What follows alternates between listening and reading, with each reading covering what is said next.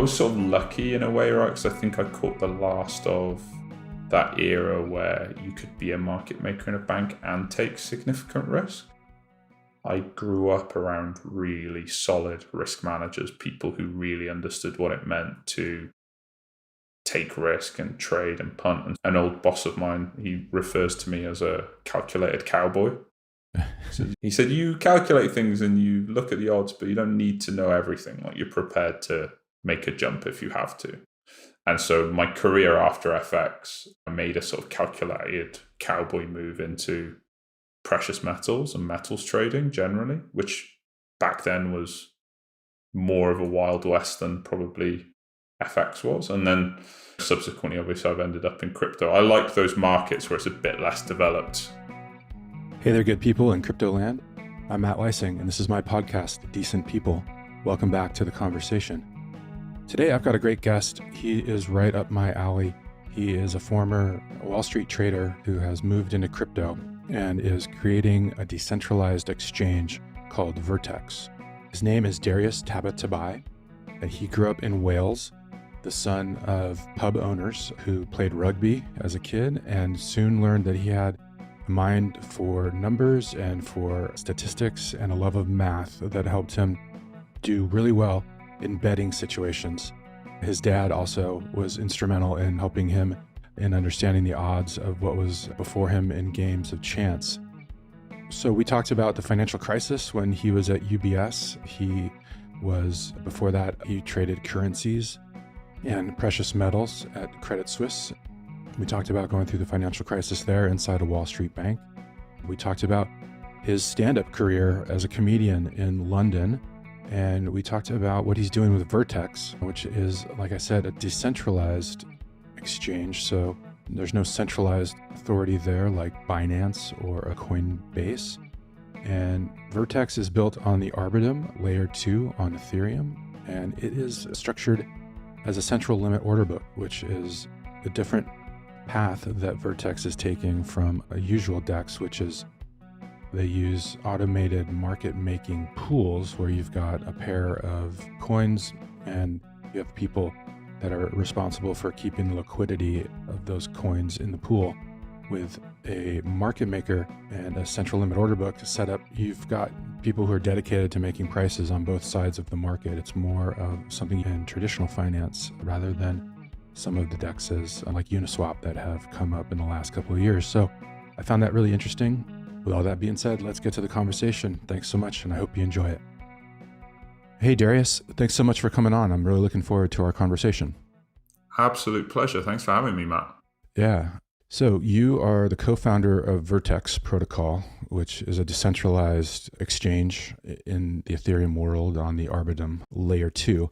We're going to get into that, but looking over your background and everything, I am going to make the guess that you're British. Am I in the right or close enough there? Correct. I'm half Welsh, half Iranian. Oh wow! But grew up in the UK somewhere. I grew up in the UK. That's right. Yeah. Okay. What part of the country were you in? I grew up in Wales. Yeah.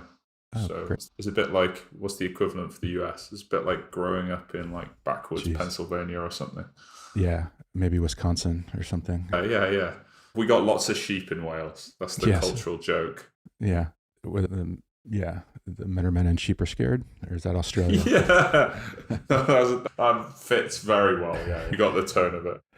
I watched a rugby game for about 15 minutes once when I was in Europe, and it was in Welsh, and I thought it was in English, and I'm like, I'm going to understand this eventually. And then finally I realized it was in Welsh, but it's to the ear, it's like English. Would you say that's true? I'm going to be a bad podcast guest and say no, not at all. Not even close. It's like a Gaelic language, so it's more related to Gaelic in Scotland or Catalan or Irish. Yeah. It's one of those. What's it like growing up in Wales? Were you in a rural part or in one of the cities? I was born in the capital, and then my parents moved, and I grew up in kind of boarding school, which was in the countryside. So it's a mix of different things. Yeah. Okay, cool. Is Turf Moor the soccer stadium that's in Wales? Don't know. Better than I. Okay.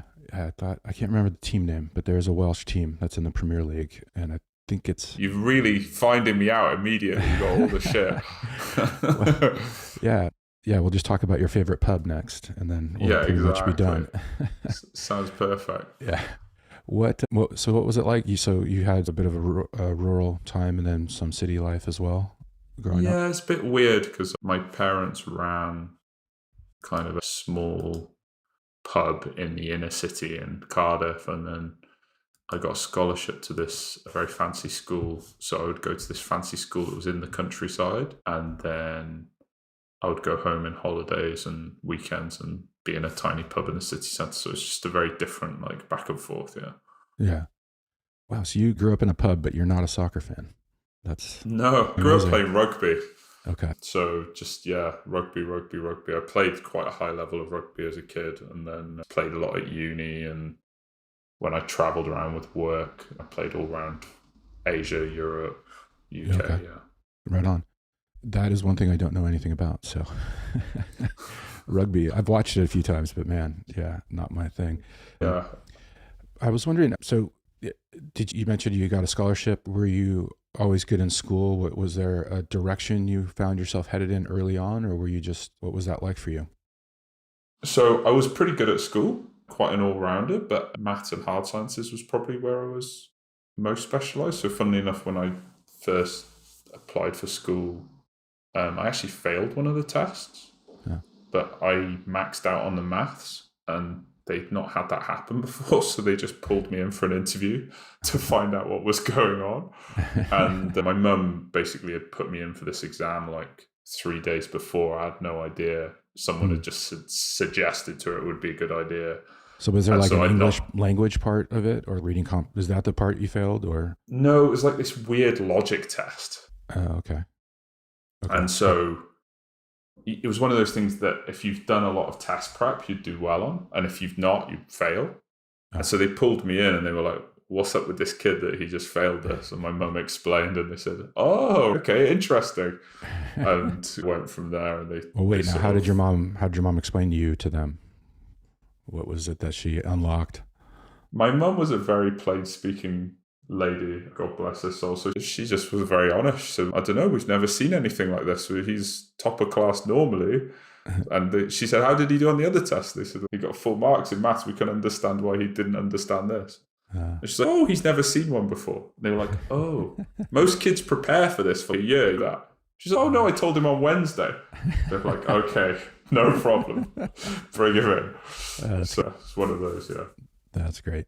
So was that, I don't know, was it computer science, or what were you thinking at that point? Or were you, I know you ended up in finance, and we'll talk about that, but had that come on the radar yet?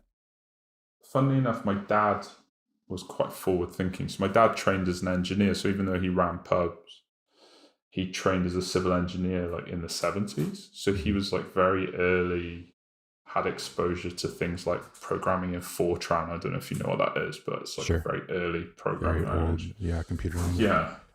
And so when I was quite young, I had this sort of ability with maths. My dad bought me a couple of different computers. There was one was like a BBC Acorn, and then something really shitty was called a Commodore 64. I don't know if you remember those. Oh yeah, of course. And then he sort of taught me how to code.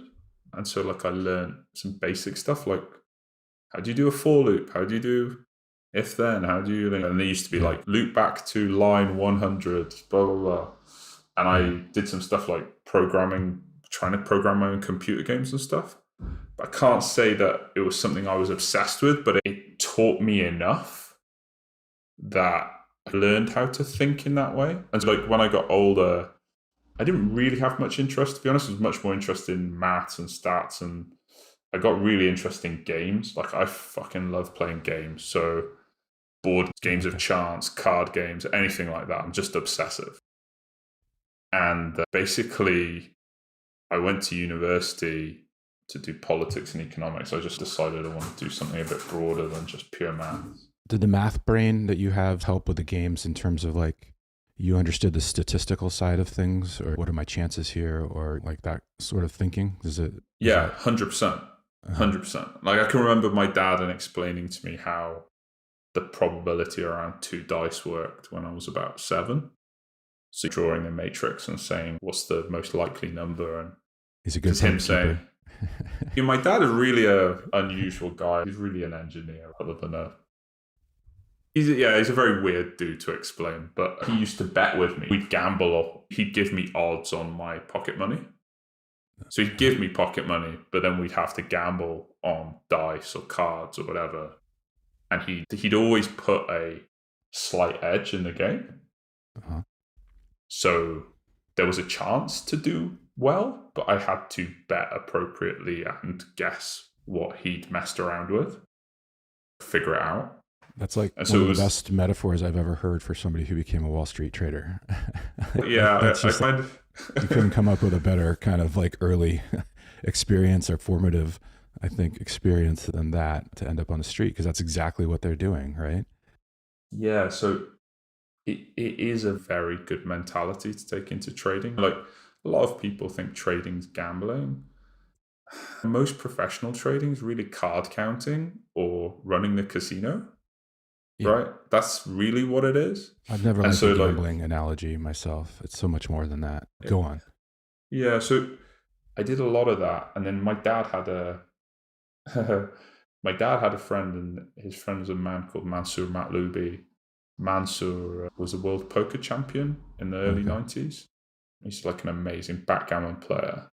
And my dad had been exposed to Mansour. And so I think some of being friends with Mansour influenced my dad, and so hence he did these things with me and messed around because he thought it was good for my maths. And then fast forward, say, 10 years, I go to university, and I was at university at London School of Economics, and I was doing a lot of gambling, like sports betting. And still you're not into soccer. I can't believe this. How does this happen? Yeah, I know. You're like adjacent to it in all parts of your life, but it's no, fuck that. I'm not going to get into it. That's pretty much it, yeah. But I used to do like obscure spread betting. So you could bet on like points. So they'd say we put the market for England versus France rugby 5 over. You can buy at 5 a point. And then every point you make more money. So it's basically trading on sports. Yeah. But then I'd go and find these like weird markets that they'd misprice. So they'd do like probabilistic bid offer around a mean where what they should have been pricing to was wings. Uh-huh. And so you could get something like an example was there used to be a thing on snooker where you could bet on overall points in a match. And they'd calculate the price of that according to average outcome for a difference between the two players. So make that simple. They'd say, okay, normally this guy wins by 10 points a frame and he's better odds than this guy, and he should win by 5 frames, so it'd be 50 points. But actually what would happen is they'd win by like 100 points a frame, and they'd win every frame. So they'd win like by 1,000 points. So I'd just go and bet £1 a point because it was a lock. And I got thrown off a few gambling platforms when I was about 20 for making too much money. You're not supposed to figure that out, are you? You're not supposed to figure it out. So they like chuck you off. Yeah. And then I was moaning about it to a friend I played rugby with. And he was like, you seem pretty like tuned into this stuff. Have you ever done any trading? And I'd actually done a bit of options trading when I was at school. So I used to buy options on IPOs. This was in like height of the 90s when tech boom was happening. Yeah. So you could buy call options on Nokia's IPO. And I'm like, it's a lot of money for a 16-year-old kid. I made about 35 grand. Wow. Good job. And then I lost it all. Was your dad investing in this for you, or how are you getting access to this? No, I had a Charles Schwab account. I just invest online. Oh, yeah? They didn't know you were 16? No. I never told my parents. Yeah, it was crazy. I basically used to work for my dad. I had about £1,000 seed I started with. Oh, wow. Worked it up to about 25, 30 grand, and then I lost it all, like every penny. It was like just a great lesson in risk management. The dot-com bubble bursting? Yeah. And I just kept doubling down and buying calls and high vol theta. And it was like, I think a light went off in my head. I was like, someone's making money at this shit. It's just not me. Yeah. All right. So you basically at this point have the best, I think, background I've ever heard for somebody to go to Wall Street. And I think UBS is where you started. When were you trading currencies there as well as? That's right. So I did an internship at Citigroup when I was at university. And then I ended up going to UBS to work on their FX options desk. And that desk back then was dominated by guys who'd come out of the old O'Connor prop trading business. Okay. So super interesting business. O'Connor was taken over by Swiss Bank in the early 90s, I think, and then SBC and UBS merged. And the guys who'd been O'Connor had reverse taken over the firm, basically, in the late 90s, early 2000s, and I joined in that context. Okay. They and were what you're doing amazing. there, just for people who might not know, what you're doing is you're trading currency pairs, basically, right? I was trading options on currency pairs. Okay. But like companies, like international corporations need this because they need to change, they need to pay in local currencies a lot of times, and then there's other places like the World Bank that's giving out loans in lots of different currencies. And so they need to have a big portfolio. Those are the sort of main people who are in the currency market, just for people so they can get a sense of it. Yeah, so it's obviously corporate hedging and stuff, which you just described. So big companies that have costs in dollars but revenue in euros, you need to hedge. They'll use derivatives to do that. Then you've got more real money, we would have called it. So like pension funds and insurance funds and things like that. They'll have a similar kind of exposure profile. So maybe are they doing that just to earn, they want to earn some, and they're investing in it basically, or? Yeah, no, it might be those real money funds. They might invest, they might speculate, but they have genuine hedging needs as well. So they might have a US pension fund might invest in Japanese equities, but they don't want yen risk. So they hedge the dollar yen stuff. And then you've got hedge funds where typically it's just pure hardcore speculation. And then the banks themselves at that time were huge risk takers. So we'd run really large positions on our books just as market makers. Yeah, and this is what's so awesome about you, because I've often heard a lot of people say that crypto trading is very much like FX trading was back in the day. So I'd love to hear your take on that. I think FX, it's a global market. The regulations are a bit murky, I would say, certainly compared to equities or corporate bonds. And it's often said it was like a Wild West, which you hear about crypto all the time. Was that kind of your experience with it? Yeah, I think that's probably fair. I was lucky in a way, right? Because I think I caught the last of that era where you could be a market maker in a bank and take significant risk. And I grew up around really solid risk managers, people who really understood what it meant to take risk and trade and punt. And an old boss of mine, he refers to me as a calculated cowboy. He said, you calculate things and you look at the odds, but you don't need to know everything. Like, you're prepared to make a jump if you have to. And so my career after FX, I made a sort of calculated cowboy move into precious metals and metals trading generally, which back then was more of a Wild West than probably FX was. And then subsequently, obviously, I've ended up in crypto. I like those markets where it's a bit less developed. Yeah. Were you doing spot trading in the metals markets, or were you using derivatives and stuff like that? Or? So I've always been an options trader. That's my jam, really. But the real thing for me is probably building technologies around trading and building businesses. So I ended up running businesses where I had spot guys working for me, but I wasn't the guy doing spot. I'd come in and help build the architecture and work out how we were going to go to market and stuff like that. But I wasn't trading it myself per se. Okay. While at UBS, I'm curious, from being inside one of the biggest banks on the street, did you see the financial crisis coming? Was that something that touched you, or what was that like going through that inside of UBS? Yeah, it was super crazy, to be honest, because people think of 2008 and Lehman going down, but for us, it was an 18-month process where Bear Stearns went down. You had all these problems in 2007, and then you had the huge events of 2008. Were there the two hedge funds that failed in 2007, were those affiliated with UBS? No, they were affiliate with Bear Stearns. Oh, okay. So they were part of what took Bear Stearns down, and then the acquisition by JP Morgan. But the it was UBS really had kind of the problems first as well. big warning. That was the first warning if people were paying attention at that point, I think. Yeah. So it was funny because our business lost a decent amount of money in 2007, and I think I learned personally a lot of lessons. And I moved to metals trading in 2008, and we made a lot of cash. But the interesting thing was I was at work and things were going crazy and we were making money and stuff's happening and blah, blah, blah. And then you'd leave the office and normal people were just going about their business. And we'd seen this coming for months, and it was like, it's the end of the world. And it was a good lesson in humility, because you go and see everyone else and they just be like, nah, life carries on. This is all normal. Who cares? Bunch of Wall Street guys losing money. Nah. Yeah, I had a similar kind of bubble. I was at Bloomberg News, and we had some pretty good reporters on the bond team that were pretty much screaming that something really bad was going to happen. Right. And then you'd walk around, like you go outside in New York, and everybody, up till the crash, people might forget, like there was money like flowing in the streets. Everybody was filthy rich, or it seemed like they were on paper. Everybody was doing very well.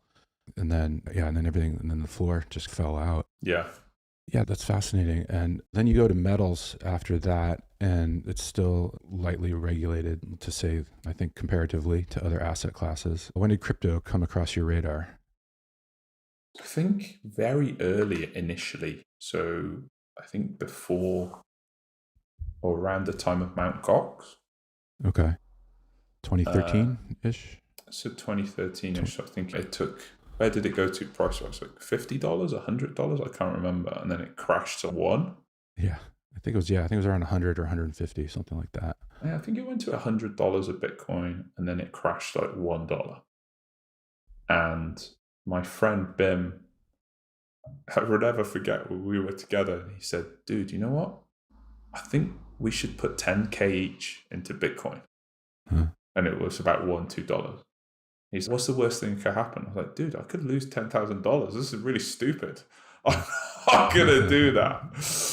And that was the first time it really struck me as a proper thing. And so did you guys do it? No. I told him not to. I convinced him not to. Oh, God.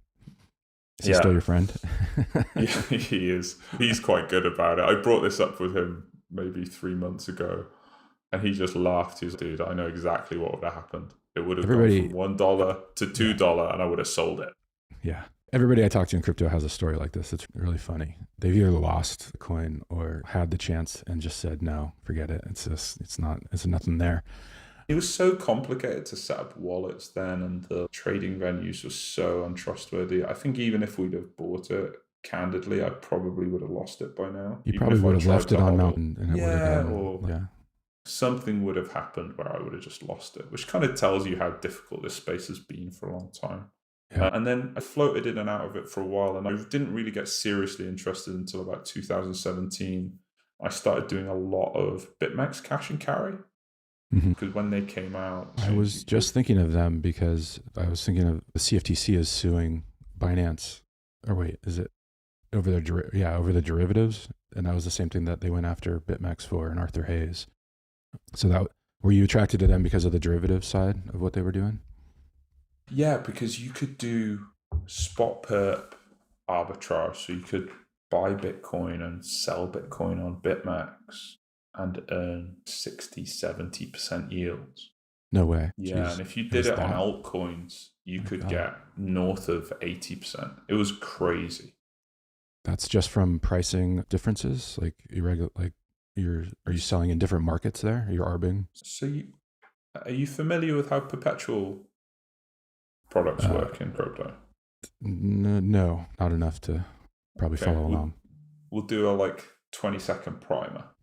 So perpetual futures aren't like normal futures where you have a set expiry date. They roll every day, and the roll cost is determined by how much the basis is between the spot and the perpetual price. So i.e. if perpetuals price 1% over the spot price, longs have to place shorts 1% every day, and that's for the sake of facilitating their leverage. Does that make sense? Yeah. at this time, you could just buy spot and sell the perpetual future and make an annualized like 60, 70% plus. Okay. Yeah, I get that. And it was such a poorly understood trade. No one was doing it. I went around and tried to raise money to do it. You could just, everyone thought crypto was a scam. It was like the easiest money going. So I was just doing it PA. Okay. And so that now, and then the ICO era was about to start and the prices were about to go to a record, and then another crypto winter set in. But were you in it like for good by that point?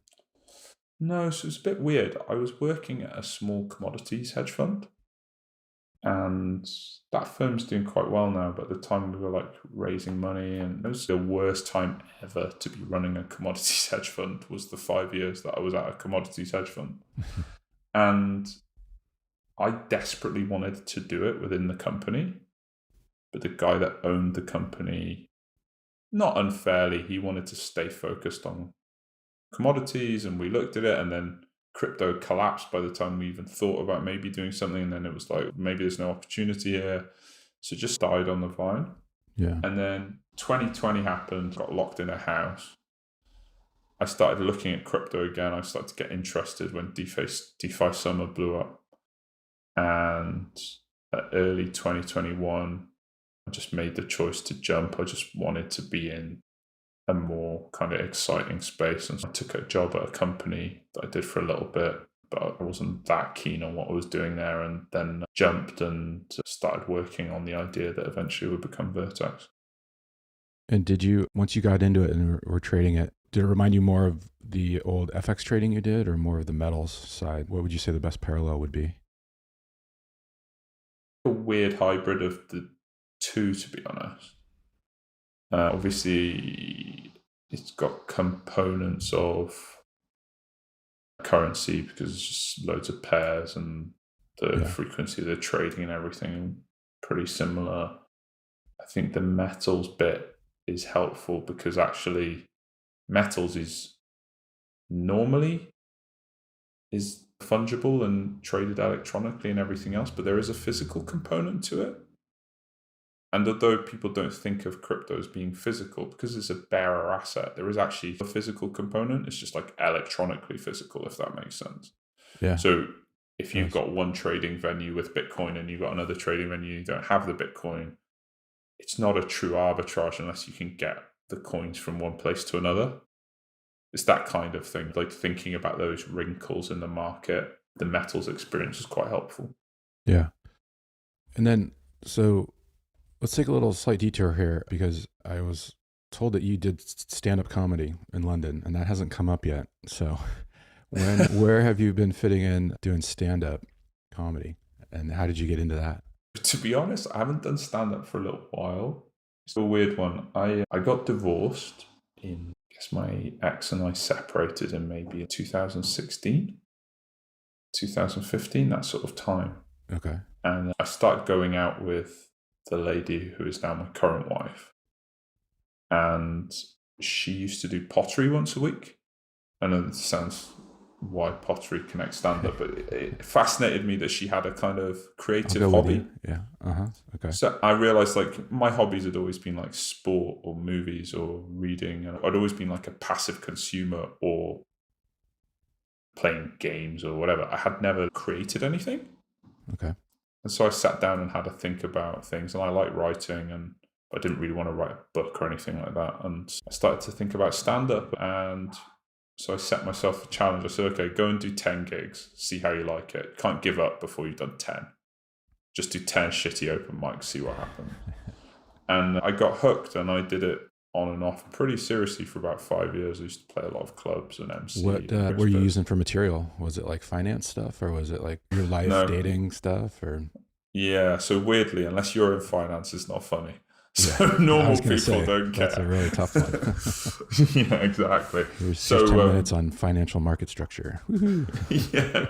I used to do a lot of storytelling about my life, quite personal stuff. So yeah, I did a lot of that. I did it for quite a long time. It's a really lovely thing to do. And, you know, I think even if you have no ambitions to be a stand-up comedian, if you're someone who struggles with public speaking, stand-up's a great thing to force yourself to do because it just teaches you so much. Yeah, and that takes a lot of balls to do stand up. Of all the things that you could pick for a hobby, that's a real public one. And I noticed on your Twitter feed you've got Mr. T on there reading a book about Mr. T. Yeah. Is he an inspiration for you, or is that just something that makes you laugh? 100%. Child of the 80s. I grew up watching the A-Team. Of course. Obviously, I am also a Mr. T, which amuses me to therefore have the actual Mr. T on my background. Got you, of course. Yeah, Tabatabai. So it's a subtle visual joke, yeah. Got it. Yeah, I loved the A-Team, and I loved how pretty much every episode they had to knock Mr. T out when they had to get on an airplane. And then, yeah, the classic one. The classic one is the one where they drug the milk. Yeah. And he says, "Oh, milk! I like milk." He like passes out. I use that every time my wife drinks milk. I use that line. Yeah. And then, how many times have they remade that van and then taken it back apart? It's just, what a show. That's my dream car. My inner 4-year-old is still hankering for that van. I've seen vans like that around here in LA, so they're out there. People are representing. All right, cool. So getting back to the crypto stuff, let's maybe just define some terms as we continue the conversation, because I think some of this gets a little technical for folks. We've been talking about something like exchanges and stuff, and something, let's say, like Binance or Coinbase is a centralized exchange, right? Because that's where the trading happens. You go to Coinbase or Binance, and they are the intermediary there, and they're matching buyers and sellers. Now, another option that's come out in the last several years is decentralized exchanges or DEXs, where it's basically usually a smart contract is in the middle, and it's a peer-to-peer trade where you're trading a pair of Bitcoin to Ether or something like that. And there's no centralization. There could be no censorship there, for example, or other things. So that's the stage. And then, so you've mentioned Vertex before, and It is a decentralized exchange. So can you tell me when did you start realizing that you wanted to build this, and what was the problem you were trying to solve? It's sort of a bit of a journey. So I started to get really interested in DeFi in 2020. As I said, DeFi summer happened. I'd been involved on and off in crypto, but always, to be honest, more from a trading standpoint. I never really engaged that much with the actual underlying technology. I'd always just viewed it as another number that was irrational that I could do card counting on. Yeah. And because it was so volatile, there was lots of opportunities. And so I'd only ever interacted with centralized exchanges. BitMEX, I mentioned, Binance, Deribit, whatever. And so then I started working in it, or just before I started working at it, I started looking a little bit more at DeFi, which I'd heard about smart contracts and the promise of Ethereum, but it was all very theoretical. No one had actually shown me a use case where you could actually do something. And then suddenly all these apps started popping up, and you could get a wallet, you could put money on the wallet, and then you could do things. And then I just became a bit obsessed. Not with any outlet, just because I mentioned I love games. I was like, oh man, this is like a game and I don't know all the rules. Amazing. I got to learn the rules. Yeah. But I was like, I got to learn the rules of this game because this is a new game and this is fun. And that's when, to be honest, I wasn't even thinking about money. I was just thinking, this is fun. And so I got obsessive. Like, my wife lost me for a number of months into just studying things and looking at, I became obsessed with how the AMMs work, how does borrowing and lending work on chain, how people were interacting across bridges, all this sort of stuff. And if it was a game, what was your goal? If it wasn't money, you just wanted to figure it out and feel like you had a mastery of it? Yeah, I just thought it was fun. Like, all these people were coming up with new stuff and doing it, and no permission, no like real plan. It was very chaotic. If you look at the early sort of implementations of things and how they worked and how Curve was working versus how Uniswap worked versus how UniV3 worked, it was all just, oh, cool, something new. Let's check it out. Let's play around with it, blah, blah, blah. Yeah, that's something that's always struck me in crypto is you get to watch the evolution in real time, and people are putting real money into these things, and sometimes they blow up and sometimes they work really well. Whereas I feel like in traditional finance, there are so many rules and regulations, and there's so many boxes to check. I think you never really see that. And I think that's one reason why there's relatively slow pace of innovation in the traditional financial world compared to the explosions that happen every couple of years in DeFi. 100%. And like, there's far less to innovate on, where DeFi was just a whole new thing altogether. So it's just open field. Yeah. How does Vertex come into this? So I started working at a small exchange called Crosstown. I was running their trading effort. And once I was in the inside and we were doing some investing, I just looked at things, and they're running their business. I left for various reasons I won't go into, but I just left and I had a real sense of I wanted to do something in the DeFi space. And at the time, Terra was very big. Yep. And so the lending protocol, basically. Yeah, people were investing in Anchor and making 20%, and they had this decentralized stablecoin UST, and that thing had huge through the second half of 2021. But what most people didn't know was that there was also like some other stuff going on. So anyway, I had a plan for doing this like multi-currency thing on Terra, right? So taking some of my FX experience and building like a multi-currency trading platform. And so I met my co-founder and we were working on it, and we raised some money. And then in the meantime, Terra blew up. Yeah. So in May 2022 now, so not even a year ago, which feels crazy, this thing blew up. We had money in the bank. We had a team. We'd been working on this thing. We were about to launch the first version of the product. And suddenly we didn't have a home for it. And our reason for existing was very well aligned with Terra. And so we sat down and we looked at things and we said, look, we've designed this really capital efficient, cross-margin, cross-collateralized thing for currency trading. This would be really good for crypto. And so we took a look around and decided that we were just going to refocus our efforts on just pure crypto to crypto trading and start building on Arbitrum. And various reasons for doing that. Yeah. Was the idea always for it to be decentralized, or did some of the centralized blowups push you in that direction? No, the idea was always that it'd be decentralized. You got to remember, at this point, none of the centralized blowups had actually happened. So in May 2022, Terra blew up, and our view was that this was like a huge credit crisis for crypto. There'd been a destruction of like $60 to $80 billion worth of value. Yeah. And that was meaningful equity loss within the ecosystem. And we didn't know where it would pop up, but we were pretty adamant that there were going to be problems. And we felt that the most likely problems would probably be from centralized entities. They were far larger than the decentralized ones anyway. And there was already knowledge that some people weren't acting as properly as maybe they should have been. And so then all the things that unfolded around 3AC. So yeah, Three Arrows Capital goes down. Yeah. A lot of the crypto credit arms are really hurting. Exactly. BlockFi, Genesis have suffered. And then FTX was to come later. So all these things that happened were later, and we didn't know. You'd have said to me, FTX is going to go down. Of course we didn't know that. Yeah. No clue.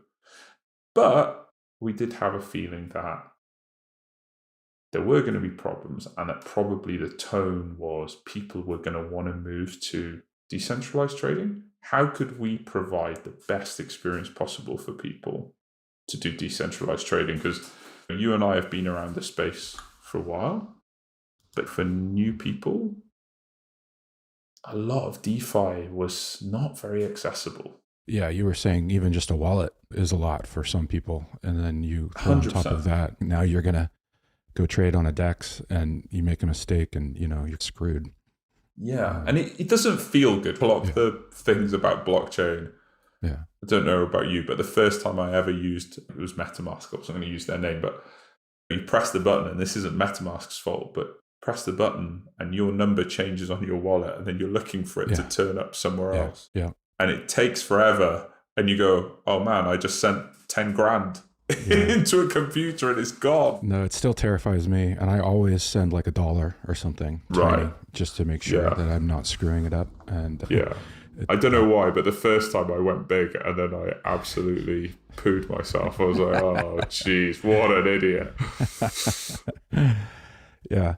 So let's talk here now about, but you at Vertex, you're taking a different approach, at least as far, it's not as common, I would say. And that is the way that you're bringing liquidity to Vertex is a little bit different. So in another DEX like Uniswap, right? You mentioned it before, there's automatic market makers, so AMMs, and those are basically pools, right, of cryptocurrencies that like in a pair. And so you've got people who are dedicating or pledging their crypto to that pool so that as the buying and selling happens, there's enough of it. And it's like algorithmically, I think, proportioned as in terms of as market conditions change, but it's all programmed, right? Yeah. I mean, it's done by algorithm. Like very simply, basically you say, I don't care whether I have Tether or Ethereum. I just chuck it in this pool and the algorithm does its thing. And if I ever pull it out, I've got a changed amount of Ethereum and Tether, and I would have earned some fees on it as well. Yeah. So if you're staking, you get a yield, and if you're a trader, you've got some liquidity to trade against. That's it, basically. Yeah. And that's the incentive there, is the yield. Yeah. But at Vertex, you want to have an order book, and that is different because that's where you've got market makers who are putting in dedicated prices on both sides of the buy and the sell. And that's the way that like the New York Mercantile Exchange works or the New York Stock Exchange. Those are central limit order books. And are you thinking of a central limit order book, or I don't know if there's a difference actually, but like how is that going to work? Because in the world like of the New York Mercantile Exchange, there are these things called, they're futures brokers, basically FCMs, and they are there to provide access to trading, but then also to be making markets and making sure that you can buy and sell on those markets all the time and with a lot of liquidity. Are you taking that sort of into the DeFi world, or how are you guys thinking about that? Yeah. The reason order books typically not used in DeFi is because they're very expensive to run. When you do an operation on chain, you have to pay gas. So anything that you send in an order, withdrawal, deposit, you pay this tiny amount of money to pay for the computing power to get that done, right? Yeah. And so order books where you've got, as you said, market makers sending hundreds of thousands, millions of quotes a day to keep liquidity on the order book, that becomes very expensive for all those tiny operations. And so what we've done is we've kind of separated out the order book and the book of record. So blockchains are really good for things like recording trades. You, Matt, sell to me some amount of ETH at this price, and it's indivisible, and we do the transfer of value on chain, and that's really good use of blockchain. An order book is a terrible use of blockchain. Lots of low value transactions that ultimately get cancelled and don't mean anything. Yeah, I love that. I hadn't thought about it in that way because messaging is often, like you said, there can be hundreds of millions of messages going back and forth in a given day on these markets. 100%. But messaging is a great example, Yeah. And then the light bulb went off for me. Is that why you're on the L2? You're on a layer 2 because now like you can basically, what a layer 2 allows you to do is basically open a set of transactions and do a whole bunch of them that don't go on chain. And then when you close out of that set of transactions, the history of those will be then recorded on the blockchain, on the underlying L1. Is that what's going on here? Partly. Our book of record and settlement is Arbitrum, and ultimately Arbitrum transactions have the security of Ethereum, but with more scalability. So when a trade matches, we send it to Arbitrum and then ultimately goes to Ethereum. Actually, we maintain our sequencer. So you could think of it as like an L3, if you like, on top of Arbitrum. So we have our own technology where orders come in and we do those for zero gas. It's like but they turtles, turtles on turtles all the way down. it's very much what it is, yeah. And then that has a number of advantages for us because it allows us to fast forward the chain. So we can be super fast, which means we can interact with high frequency trading firms. But our end users get the security and self-custody of being on chain because everything comes signed by them from their wallet. You don't need to understand all the crypto stuff, but basically, magically, it's way more secure than doing it with a centralized exchange or entity. And so they send it off, you trade there, and then it clears onto chain, and you can see what happened with your assets, and you always know that we haven't taken your assets anywhere or done anything with them. That's cool because I've been following this for a while, and I remember when the Australian Stock Exchange they went big and wanted to change part of their back-end infrastructure onto blockchain. And they always made the point like this is not the trading. We're not talking about the buying and selling because it's too much for a blockchain to handle. And you'd hear that about all sorts of other markets. But now it seems like things are advancing to the point where maybe that's no longer the case. I think that's right, yeah. So our technology is more, it's complex, but yes, I think we're going to a world where the next big use case for blockchain will be these kind of value transfers for large institutions like Australian Stock Exchange. Obviously, I come from a currency background. Currencies are just dying for blockchain implementation, but it needs buy-in from all the major banks. Yeah. Do you expect that to happen? I guess I've always thought if they're going to save money or make money, they'll do it. But then there's also, it's very hard. Very few projects on Wall Street succeed where you need a coalition of a bunch of different banks because they all have different needs and wants in the market. Yeah. So I think actually there are already people building solutions. I think it's probably closer than it feels. You're right. I actually think the problem's not the technology now. It's more to do with having the right person who can go and build that coalition. There's a couple of banks that are leading in this, not maybe this, but JP Morgan they've got their own internal crypto coin. They're using it as the dollar leg for repo trades. And they're doing billions of dollars in those pretty much every day. And then, I think, but then others have, I don't know if it's still the case, but I remember B of A just seemed like woefully behind in terms of anything in the crypto world. But yeah, that's really cool. And I haven't really touched on this, but what's been in the background of a lot of what we discussed is that these centralized failures have affected the industry so much, and people get their assets caught up in these centralized failures because they're holding them on exchange, which, first of all, as I try to tell everybody for years, never do that. You don't leave your assets on the exchange. Get a wallet and keep it on chain. Otherwise, they're going to get lost, or they're going to get hacked, or something's going to happen. But with Vertex, this is the case, right? You're doing everything, like you mentioned, out of your own wallet. So you're in control of it all the time. It's basically up to you to keep it safe. You don't have to worry about some third party. That's exactly right. So all of our trading is non-custodial. You deposit funds into our smart contracts. It sits on chain. You can check that in public ledger and then withdraw it at your pleasure. It's just a totally different setup. Yeah, it's hard to analogize it to a centralized venue. Everyone's had that experience you discussed, but no one really buys into self-custody until they have a negative experience. I think the good thing for us is lots of people had a negative experience last year. And while that's bad for the industry, I think overall it's good for industry health because ultimately crypto is about self-custody. That's the kind of unique thing about it. And it took me a long time to understand that. But I think it's super important for people to understand.